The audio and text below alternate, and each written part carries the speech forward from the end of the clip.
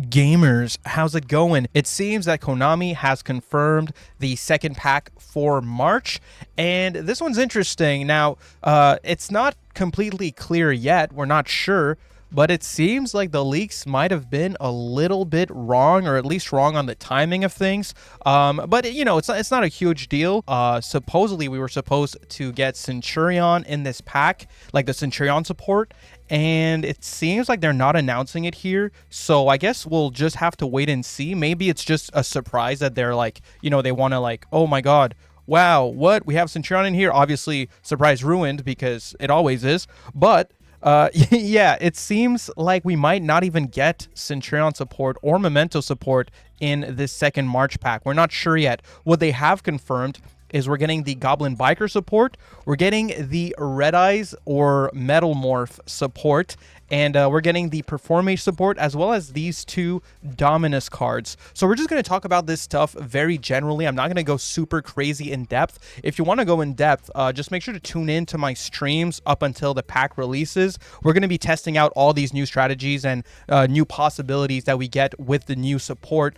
But we'll just talk about it a little bit here. So Red Eyes Black Full Metal Dragon. This card is pretty cool. Basically, in hand, you can reveal this card to search the max Metal Morph trap from your deck, and then obviously you can set it for next turn. On field, this card is an Omni Negate, and you can just summon this with the trap. So this card is super crazy. It also has a burn effect. The burn effect not as important since we don't have time rules in Master Duel, but it is really, really crazy that you have a super easy access Omni Negate that you could play in Dragon Link. And so to me, it seems like Dragon Link might end up becoming a bit of a mid-rangey, kind of like bestial Red Eyes Dragon Link strategy with this stuff right here. So I'm actually really excited for it, and I'm super excited to just pick that deck up again. So, you know, it's going to be like your classic Black Metal Dragon combos. So you're going to go like Black Metal Dragon, make Striker, you know, Striker search Boot Sector, and then Black Metal can search the Red MD, Red Eyes Darkness Metal Dragon, banish Striker, summon, bring back the Black Metal Dragon, use those two, make Romulus, and instead of searching the level 6 Red Eyes that we were searching before, we'll now be searching this card as the second search off of Black Metal Dragon in Dragon Link, which is going to just set you up a nice Omni Negate on opponent's turn. I mean, you really can't go wrong with that. That is super crazy. This card is amazing, and I think getting a more mid-rangey Dragon Link deck is going to be a huge boost to the deck, meaning that you won't be losing quite as hard, you know, into like Max C or into, you know, Fulo, stuff like that. Like, you'll actually have a solid mid-range gameplay. So I'm really excited to try that, and that's definitely going to get covered on the channel. I definitely really like this Metal Morph support, and we'll be taking a closer look at it again on stream. So make sure to tune into the streams up until the pack releases if you want to learn more about these cards. I might drop a video also before the pack releases, just, you know, doing like a, not a deck profile, but a mini showcase for all the new stuff. Performage, I've just been hearing this is really bad. So honestly, I'm probably not going to be covering Performage very much on the channel unless we do like maybe a deck showcase and someone sends it in. I've just been hearing everyone telling me this is like atrocious. If this card has Performage Trapeze Magician as material, you can detach one material from this card. This card can make up to 3 attacks. Like, okay, this is like nothing. This is a nothing card. This is literally this is a dismantle. You are. Here, Goblin Biker's Gone Wild. This card is really good, and actually the Goblin Biker support is going to be a big deal. You might even see Goblin Bikers go way up on the tier list, where you see them represented a lot more within Master Duel. Now, to be fair, we do still have Max C, which does hurt this deck tremendously, and this deck also is not the best at playing into Nibiru. They kind of need their extenders in hand to be able to set up an early Gossip Shadow to be able to play around Nibiru. So I wouldn't say Goblin Bikers is necessarily going to become tier 1, but you could definitely see it become tiered at least. Like, it's definitely going to be a real threat. This card in particular is really cool, mostly because of its last effect. I mean, it's got a lot of effects here, you know. If you control no monsters or all your monsters are goblins, you can normal summon this card without tributing. If this card is normal, you can special level 4 lower goblin monster from your deck. So at least this card is not a brick, but ideally, you really just want to equip this card to Gabanga during the end phase with Gabanga's own effect, right? So during the end phase, Gabanga can equip a Goblin Biker from deck to itself. You'll equip this one, and then if this card is sent to the graveyard, for example, if you detach it from Gabanga on opponent's turn, you can target any card on the field, including back row, and attach it to an Xyz monster you control. So this is some extra removal. It's a really, really strong card, honestly. Really good, you know, extra little bit of ceiling for Goblin Bikers, and the rest of the support is solid too. So we'll definitely be taking a look at Goblin Bikers. I actually kept my Goblin Biker cards for when we get the support, so I'm looking forward to this as well. And the other thing we can talk about here are the Dominus cards. So Dominus Purge and Dominus Impulse. This is not like a deck. These are just like hand traps, basically, right? So Purge, if your opponent controls a card, you can activate this card from your hand. So it's a hand trap if your opponent controls a card, which they almost always will when they activate an effect, you know.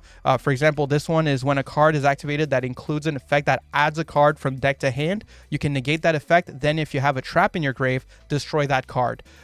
So yeah, that seems really crazy, right? It's basically another version of Ash, but if you activated this card from your hand, you cannot activate the effects of dark, water, and fire monsters for the rest of this duel. If you want to run this card, you gotta not run Ash, right? You gotta not run Molcharmies.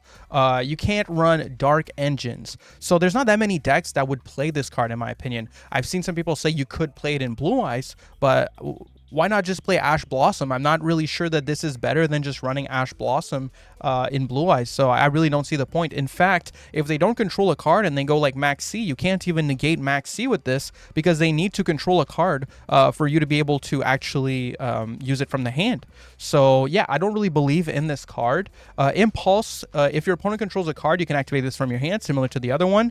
And this one is if an effect is activated that special summons a monster, you can negate that effect, and then if you have a trap in your grave, destroy that card. And this one instead locks you out of light, earth, and wind monsters. So that means if you're running this, you cannot run Max C, but you can run the Molcharmies. You can't run Droll, and you can't run light monsters. So you can't run like the entire Fiendsmith package, for example, or, you know, just a bunch of really solid light cards. The only deck I could really see run Impulse, and I do think this is the better one of the two, just because it has a deck that I could see it being played in, is Labyrinth. But I'm not convinced that Labyrinth would choose this over Max C. So I'm going to be completely honest with you. This is just my opinion, and I could be wrong, and I could be proven wrong for sure. But the vibe I'm getting from these cards is that they're just bad, and that they're not going to see play, and that they're going to be dismantles in the pack. I'm not 100% on that, but to me, the lock seems like it's doing way too much to actually make them worth playing, which makes sense because honestly, like, traps that can activate from the hand are crazy, especially ones like this that even if you control cards, you can use it from the hand, you know. It's not like Imperm, where Imperm I feel like is pretty well balanced actually. Yeah, and plus it doesn't target, it just negates the effect, which is also a big deal. So in my opinion, it's good that these cards are like have like a really huge restriction on them, but the restriction makes it so this is going to be UR dust most likely if I pull it. I'm not saying that you shouldn't try it. If you have a vision for these cards, maybe they're actually decent, but as far as I'm concerned, I'm probably going to be dismantling these. I really don't think they have much of a future in Master Duel. The amount of hand traps they lock you out of playing is a bit too much, and I don't think it's necessarily worth it. You know, like trading Max C for this doesn't seem like a good trade at all. For this one, trading Ash for this is literally a nothing trade. This is just Ash, but worse in my opinion. It's literally just an Ash Blossom, but worse. I don't really see it. I don't think these Dominus cards will be very good. But yeah, that's going to be it for this video. I don't want it to be overly long because, you know, it's not really meant to be like a crazy deck showcase, but just kind of confirming the pack. And honestly, I do think this is going to be a really interesting one. I genuinely think the Metal Morph support is going to put Dragon Link back on the map. Maybe not as a high tier thing, but probably like tier 3 Rogue. I really do believe in that mid-range playstyle for Dragon Link being a huge advantage. It's going to be like more like Red Eyes Dragon Link Bestial. Like, I don't know if you'll really want to call it Dragon Link. It won't be the Wombo Combo style of deck that you're used to. You can still do that, but I don't think that's going to be the best way to play it. At least that's my prediction. Either way, super excited for this pack, and I think it's going to be really cool. I hope we do see the Centurion and, you know, the Memento support within this pack, but I'm inclined to believe that the leaks were just wrong, though I'm not 100% sure. I mean, if we're looking at the UR slots here, I know the Metal Morph engine is pretty big, but much of the cards in this engine you do not play, so I don't think there's going to be that many URs on the Metal Morph engine, generally speaking.